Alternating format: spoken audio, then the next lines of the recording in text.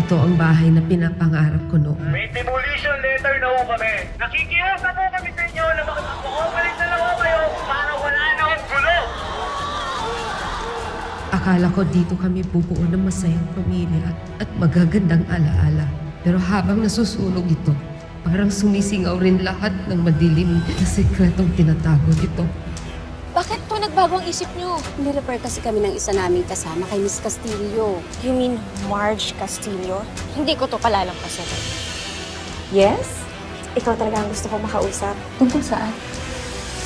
Ikaw ba si Marge Castillo? Paano niyo naman nalaman ang pangalan ko? Marami akong naririnig tungkol sa'yo.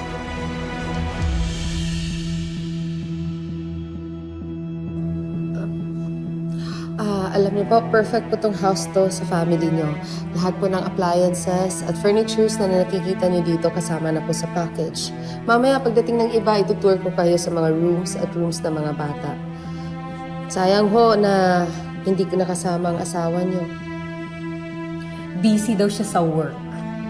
Malamang, palusot niya lang yon dahil nababalitaan ko, marami siyang kabalbalan na ginagawa dito.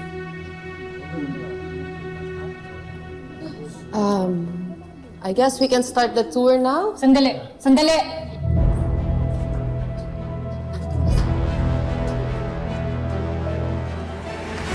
Pasensya na sa abala, Randa. Ito kasing si Jobert, kanina pa nagmamaktol.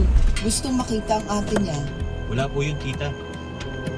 Ito naman. Kung hindi pa ako pumunta dito sa Batangas, hindi ko malalaman na may iba na palang babae na kinakalantari ang asawa ko. Wait. Pagkatapos natin dumaan dito kay ate, balik tayo sa pamasyal, ha? Oo. Okay. Opo, kuya. Behave ka doon sa loob, ha, Jobert? Babe, dapat na po. Very good, very good. Excuse me, ma'am, nandito po ako para magtrabaho. Sa iba niyo na lang po ilapit yung mga problema niyo dahil wala po akong kinalaman dyan. Sigurado ka? Robert. O, ayan na si ate.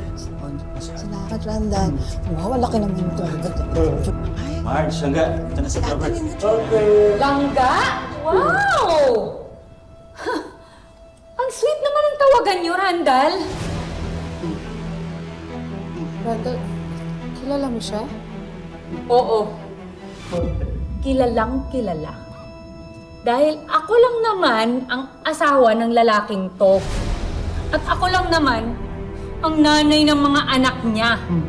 Kaya ikaw, mahiya ka sa sarili mo dahil sinisira mo yung pamilya namin! Totoo ba sinasabi niya? Asawa mo ba siya? Kawawang Marge. Tingnan na lang natin kung makapagyabang pa yan ngayong mawawasak na ang perpekto ng buhay.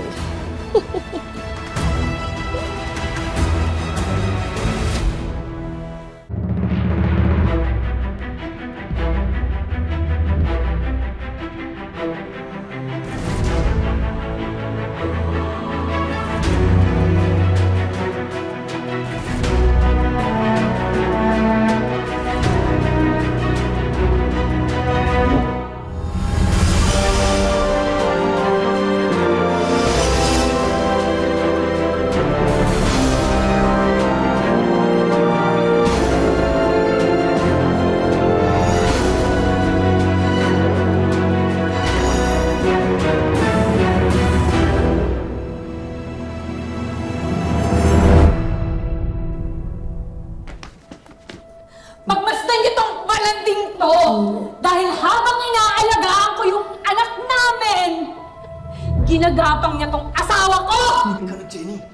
Huwag ka maskandalo dito, nakakaya. please, huwag mong pahiyain ang anak ko. Pareho lang kayong niloko nitong lalaking ito. Biktima lang din ang anak ko. Ingay! Ingay! Ayaw ako, ate! Ate! Umuwi na tayo. Sa bahay na tayo mag-usap. Ayoko! Hindi pa ako tapos yan sa kabit mo! Mukha ka namang edukada, pero papatol ka na lang din sa may asawa pa! Mukha kang mauubusan ng lalaki! Wala akong planong makasira ng pamilya dahil hindi ko alam na may asawa siya. Kung alam ko lang, hindi ako mapatol sa kanya. Huwag kang maghugas kamay! Ha? Dapat sa'yo, turuan ng leksyon! Sasaktan! Wala naman sa kasalanan eh! Ha? Tumawid ka kahit na! Takalguhin ko yung kapit mo! Ate! Bitawan mo ako! Hayop ka! Kulang pa yan sa sakit ng pagtataksil niyo sa akin! Ha? Mahal mo talaga, Frey. Kailangan ka talaga i-video. Para may remembrance. Saan ka magalit? Huwag sa kanya! Ako saktan mo! Huwag kang mag-alala dahil makakatikim ka sa akin mamaya. Pero ngayon, kakalbuhin ko yung kapit mo! Umalis ka dyan! Para malaman ng lahat ng tao ang totoong kulay ng Marge na yan.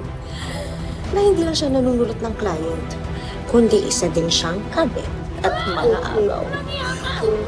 Oh my God! Teka nga muna, kung gusto mo ng gulo, ano ba? Huwag ang anak ko!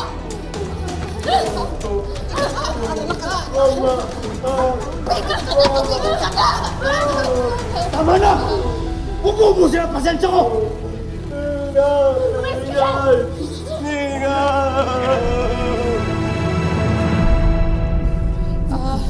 Pasensya na ho sa nangyari. Pasensya na po. I-reschedule ko na lang ho ulit yung house tour. Pasensya na ho.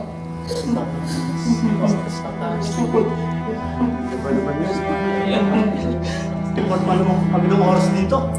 Tapos ganito ang mangyayari.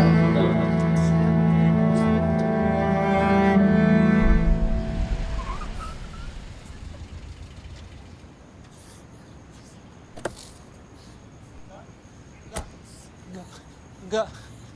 Ang gusto naman. Hawakan! Langga. Huwag mo ako matawag na langga. Pinagkatiwalaan kita. Minahal kita. Akala ko ikaw na magiging sagot ng dasal ko, pero nung ginawa mo sa akin, niloko mo ako, hayop ka! Hindi, Langga. Inaamin ko sa'yo, nagsinungaling ako na single ako, pero yung nararamdaman ko sa'yo, yung feelings ko, totoo lahat yun. Natakot lang ako, aminin sa'yo na may pamilya ako dahil tatakot ako na baka iwan mo ako eh. Randall, alam mo buong buhay kung gaano kasakit ang pinagdaanan ko. Sinira ng kapit ng tatay kong pamilya ko. Alam mo kung gaano ako kagalit sa mga babae katulad niya. Tapos ngayon wala akong kamalay-malay. Ginawa mo akong kabit. Niloko mo ako. Lahat ng yun kasi nungalingan. Paano mangyari yun? Kabit lang pala ako. Akala ko minahal mo ako. Pero katulad ka lang pala ng papa ko.